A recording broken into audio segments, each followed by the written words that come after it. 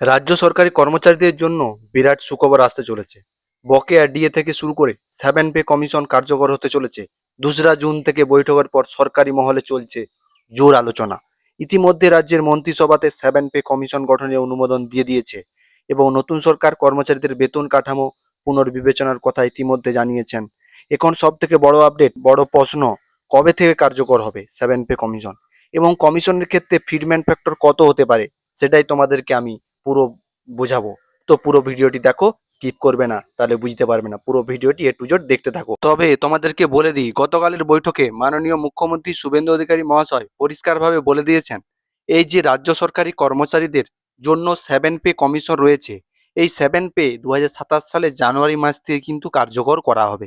তিনি বার্তা দিয়েছেন কর্মচারী সংগঠনগুলিকে এবং এই 7 পে কমিশনের যে পরবর্তী ধাপগুলি রয়েছে এবং কমিটি গঠন থেকে শুরু করে যে সমস্ত ধাপগুলি রয়েছে তার ক্ষেত্রে কিন্তু দ্রুত প্রক্রিয়া শুরু করতে বলেছেন।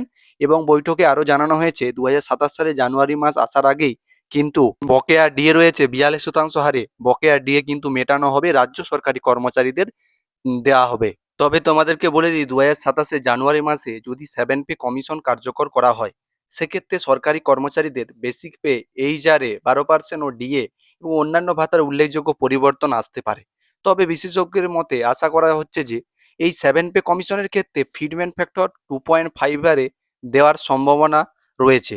তবে আমরা ফিটমেন্ট ফ্যাক্টর 2 হারে যদি ধরি, একজন কর্মচারী বর্তমানে ন্যূনতম যে বেসিক পে রয়েছে 17,000 টাকা, তার বেতন কিন্তু বেসিক পে হয়ে যাবে 34,000 টাকা।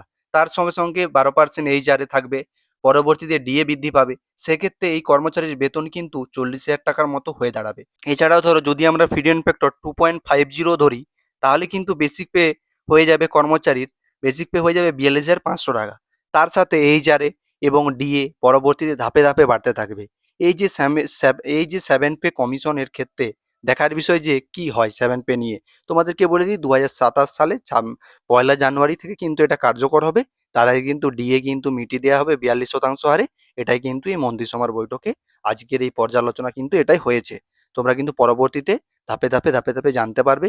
তো আমার এই চ্যানেলটি কিন্তু ফলো করে রাখবে, তাহলে কিন্তু তোমরা এরকম পরবর্তী আপডেট কিন্তু পেয়ে যাবে।